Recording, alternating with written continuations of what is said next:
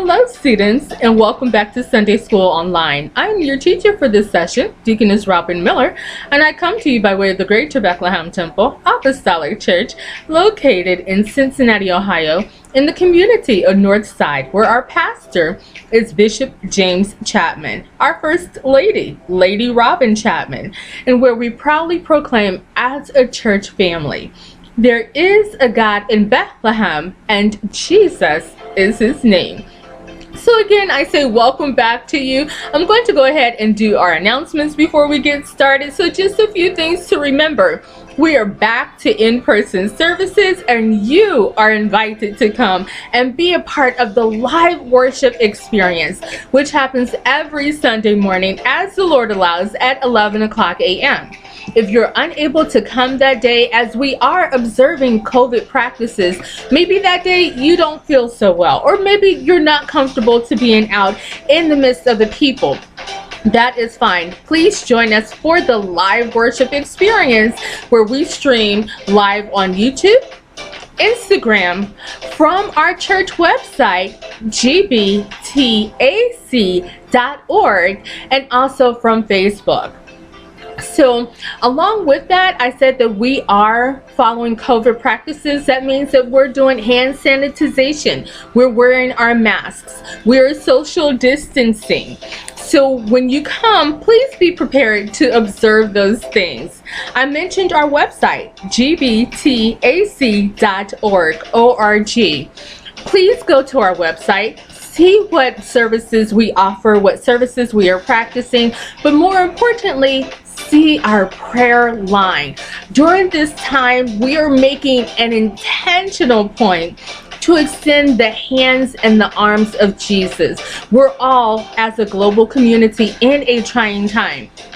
It was just announced recently that there's another variant out from the COVID virus that is considered to be more infectious, that they're watching to make sure that it doesn't spread throughout the community from where it was found and overseas. So this is a time where we've never maneuvered through this area before. We've never navigated through this area before, except back in 1918 during the Spanish flu. And some of these things were not around even at that time. We are learning as we go. So we want to let you know that we are here. If you want prayer, if you've made a decision for Christ, if you would like the plan of salvation explained to you, please call our prayer line, which can be found on our website, along with other things like our food pantry and things of that sort, and on our YouTube channel, GBTAC Cincinnati. We have other Sunday school classes for different ages. Please be sure to join us on those classes. Like, subscribe. And adults, your class takes place every Sunday morning as the Lord allows at 9 o'clock a.m. via our telechurch platform.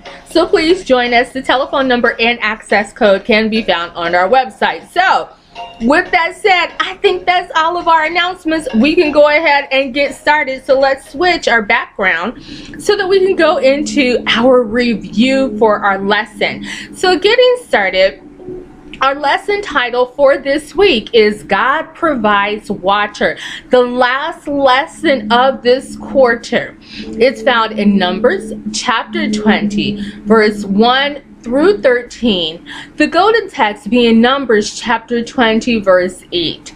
So last week, just to go over our review, we learned that being a part of bad behavior can earn us the same consequences that the people committing the wrong received. We saw that God gives us an opportunity to repent, and it is up to us to take that opportunity to do the right thing. We saw that God loves his people very much and jealously protects them, which means that he protects them very carefully because they are important to him. So God Provides Watcher is our title. Provides. It means to supply or make available. Some other synonyms of provides is supply, give, furnish, issue or bestow. So that lets us know that God's people are in a position that he's going to need to supply to them or give to them a need, which is water.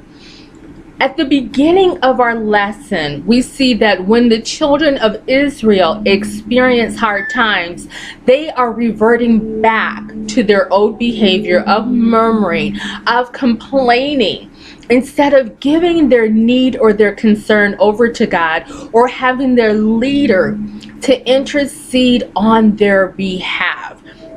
Now, had they went and been obedient and went into the promised land that God had prepared for them, they would have had all of the things and then some that they needed.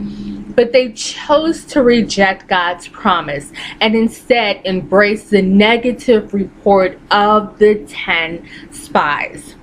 So just to wait and to pause here, it is so very easy to look at them and kind of pick out what they did wrong, what they should have done, and all of the areas or all of the errors that they made. But what happens when we turn the mirror on us? What do we see in ourselves? Do we see repeated habits from ourselves like the children of Israel? Do we see that we obey God's directions? Do we seek God in hard times, or do we also murmur and complain, doing what is easy and comfortable instead of making intentional choices to trust, believe, and obey God? So when you turn that mirror on yourself, do you see those things, or do you see that you're actually exhibiting this same behavior that we're learning about from God's people, from the children of Israel? At this point, God's people are in the desert and they are experiencing the need for water.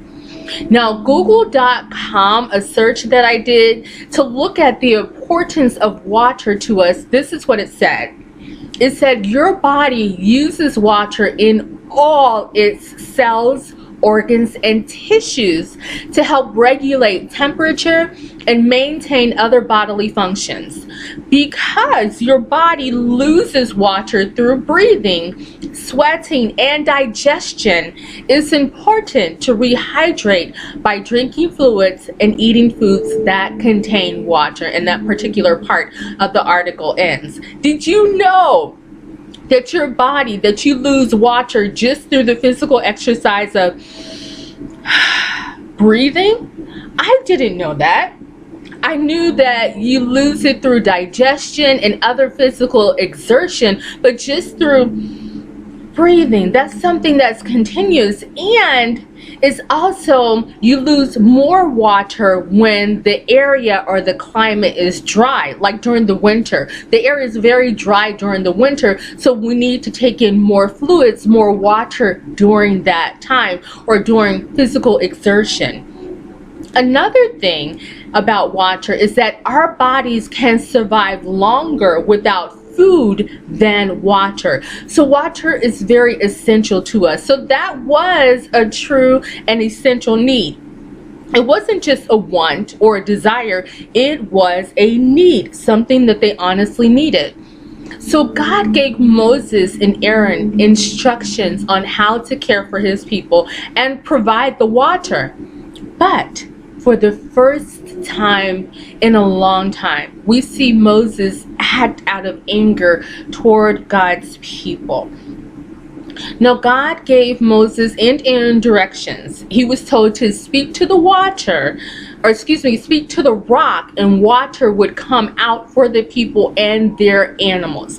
Now, the instructions that Aaron and Moses received, that's in our golden text. So let's go ahead and read our golden text.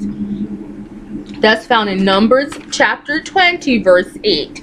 And in the King James Version, in our lesson book, it reads, "Speak ye unto the rock before their eyes, and it shall give forth his water." Now, in the New Living Translation, it reads, "You and Aaron must take the staff and assemble the entire community. As the people watch, speak to the rock over there, and it will pour out its water. You will provide enough water from the rock to satisfy the whole community and their livestock. So God told him, speak to the rock. Now, the staff that it talks about in that verse, that's the same staff that Moses had when they came out of Egypt, and he performed miracles by the word and instruction of the Lord with that staff. Same staff. So God is telling him, take the staff, not to use it, but displaying that staff and speak to the rock. Instead, Moses hits the rock. That's contrary to God's instructions. What do you think happened? Okay, so let me rephrase the question. Okay, do you think that God still gave his people water because Moses didn't follow the instructions? Is that a clearer question? Okay, so yes, God still allows the blessing of the water to happen, even though Moses did not follow God's directions. However, but, and this is a big but, afterwards, God told Moses that because he didn't follow his instructions, he would not go into the promised land later with God's people. Oh. So like the people of his generation, Moses' disobedience caused him to be separated from God's promise as a consequence for not obeying him. God has a reason for why and how to complete his instructions. Sometimes we know, like in this case, it was to sanctify him before his people. And sometimes we don't know, like when it seems like our prayers are answered a long time in the future, instead of when we want it to happen, which is generally right now. Like not just right now, but before right now, like as soon as possible, ASAP.